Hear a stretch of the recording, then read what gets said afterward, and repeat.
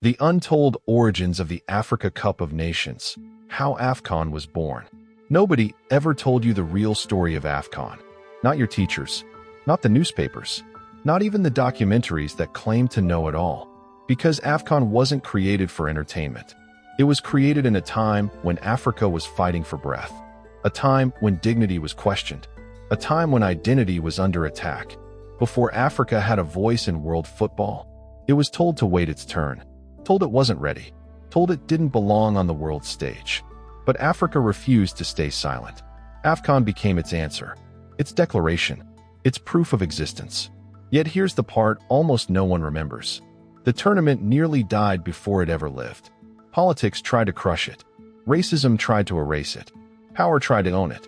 Three men stood against all of it. Three men who risked everything for a dream bigger than themselves. One decision they made shook the football world and changed the future of a continent. AFCON wasn't born on a pitch. It was born in resistance, in courage, in the hearts of people who refused to be forgotten. This is the story they never wanted told. The story behind Africa's greatest tournament. The story older generations still feel in their bones. This is how AFCON was born. The world that didn't want Africa to play. Picture Africa in the early 1950s. A continent carved apart by foreign powers. Borders drawn by strangers. Cultures split like broken glass. Football existed, but African nations weren't invited to the global table. They were tolerated, not respected. Observed, not included. FIFA barely acknowledged African football. European federations dismissed African talent. The world believed Africa wasn't ready. That word, ready, became a weapon, a psychological cage, a reminder that Africa was expected to wait. Wait for permission, wait for approval, wait for recognition. But Africa was done waiting. The three men who changed everything. Three men stepped forward. Three men who refused to accept the world script. Three men who believed football could unite a continent. Abdelaziz Abdullah Salem of Egypt. Rodrigue Kinzo of Sudan. Yidnekacha Tessema of Ethiopia. They weren't just administrators. They were visionaries. Rebels in suits. Architects of a new identity. They saw football as more than a sport. They saw it as a declaration. A statement of existence. A psychological weapon against colonial doubt. They believed Africa deserved its own stage. Its own anthem. Its own heroes. But belief alone wasn't enough. They needed a federation. They needed unity. They needed courage. The secret meeting that changed history. In 1956, a historic event occurred in Lisbon. A meeting that barely appears in textbooks. A moment that shaped the future of African football. Representatives from Egypt, Sudan, Ethiopia, and South Africa gathered. For nations. For different histories. For different political realities. But one shared dream. They formed the Confederation of African Football, CAF. A federation born not from privilege, but from resistance.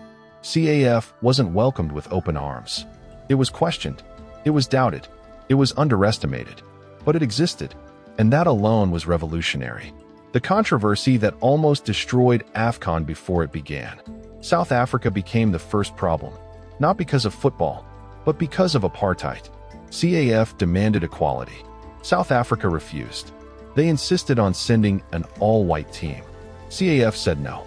This wasn't just a disagreement. It was a moral line in the sand. A psychological battle for Africa's soul. CAF expelled South Africa. A bold move. A dangerous move. A necessary move. This decision sent a message to the world. Africa would not compromise its dignity. Not for politics. Not for pressure. Not for anyone. AFCON was now more than a tournament. It was a symbol, a declaration of unity, a rejection of oppression. The first AFCON, a tournament built on hope. The year was 1957. The location, Sudan. The stakes, enormous. Only 3 teams competed, Egypt, Sudan, and Ethiopia. A small tournament, but a massive moment. The stadium wasn't glamorous. The facilities weren't perfect. The world wasn't watching. But Africa was. And that was enough. Egypt won the first title. But the real victory wasn't the trophy. It was the birth of a tradition that would outgrow every doubt. AFCON had taken its first breath, and Africa felt it. The psychology of a continent rising. AFCON became more than football. It became therapy. It became healing. It became an identity. For nations newly freed from colonial rule, AFCON was proof of the possibility. For players who grew up on dusty fields, AFCON was a dream within reach. For fans who carried generations of pain, AFCON was joy, pure joy, unfiltered joy. Every match became a story. Every goal became a memory. Every victory became a chapter in Africa's rebirth. The tournament grew. The crowds grew. The pride grew. AFCON became a mirror, a reflection of Africa's resilience, a reminder that unity was possible, the expansion that shocked the world. By the 1960s, more African nations gained independence. New flags rose. New anthems played. New dreams formed. CAF expanded AFCON. More teams. More matches. More nations are eager to prove themselves. The world could no longer ignore Africa. Not on the pitch. Not in the stands. Not in the headlines. African footballers began to shine globally. Their talent was undeniable. Their passion was unmatched. AFCON became a launchpad, a stage for legends, a showcase of raw brilliance. And every expansion carried a message. Africa was rising, and nothing could stop it. The emotional weight of every AFCON match. When African players step onto the AFCON pitch, they carry more than a jersey. They carry history. They carry ancestors. They carry nations. Every cheer echoes through generations. Every chant vibrates with pride. Every anthem feels like a heartbeat. AFCON isn't just a tournament.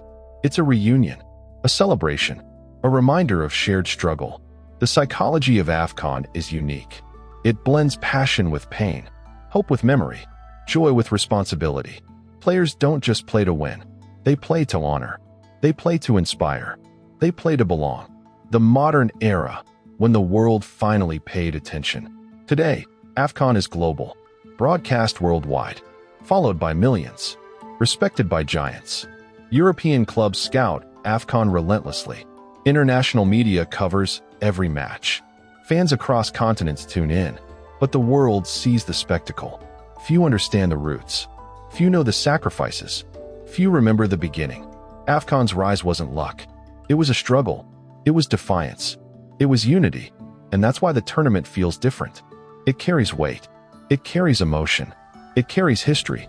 The untold stories that still shape AFCON. Behind every AFCON edition, there are stories hidden from the spotlight. Stories of players who escaped war zones to compete. Stories of teams that traveled through danger to reach the tournament. Stories of nations that found hope through football. Stories of fans who sold everything to attend one match. Stories of communities that celebrated victories like national holidays. Stories of heartbreak that united entire countries. These stories matter. They are the heartbeat of AFCON. They are the reason the tournament feels alive. AFCON isn't just watched. It's felt. Deeply. Powerfully. Collectively. The untold stories that still shape AFCON. Behind every AFCON edition, there are stories hidden from the spotlight. Stories of players who escaped war zones to compete. Stories of teams that traveled through danger to reach the tournament. Stories of nations that found hope through football. Stories of fans who sold everything to attend one match. Stories of communities that celebrated victories like national holidays. Stories of heartbreak that united entire countries. These stories matter. They are the heartbeat of AFCON. They are the reason the tournament feels alive. AFCON isn't just watched. It's felt. Deeply. Powerfully. Collectively. Section 11. The legacy of the founders. The three founders never saw the full impact of their creation, but their legacy lives in every match, every chant, every trophy lift. They built more than a federation. They built a symbol of African unity, a reminder that Africa defines itself, not through permission, not through approval, but through action. Their courage changed football forever. Their vision reshaped a continent's identity. Their dream became a tradition that refuses to fade. Section 12. The future of AFCON. AFCON's story isn't finished. It's evolving, growing, strengthening. New stars rise every tournament. New nations challenge the old guard. New fans join the celebration. Technology expands the audience. Social media amplifies the moments. The world watches with fascination. But one thing remains constant. AFCON is Africa's heartbeat, a pulse that never stops, a rhythm that unites millions. The future is bright. The future is bold. The future is African. The future of AFCON. AFCON's story isn't finished. It's evolving, growing, strengthening. New stars rise every tournament. New nations challenge the old guard. New fans join the celebration. Technology expands the audience. Social media amplifies the moments. The world watches with fascination. But one thing remains constant. AFCON is Africa's heartbeat, a pulse that never stops, a rhythm that unites millions. The future is bright. The future is bold. The future is African. Final emotional punch. AFCON was born from a struggle, forged in unity, raised by courage. It began with 3 men who refused to accept silence. 3 men who believed Africa deserved its own stage. Today, that stage is global. That stage is powerful. That stage is unstoppable. And now you know the truth. The truth they never taught you. The truth behind the tournament that defines a continent. This is the untold origin of AFCON. A story of resistance. A story of identity. A story of Africa. And it's only the beginning.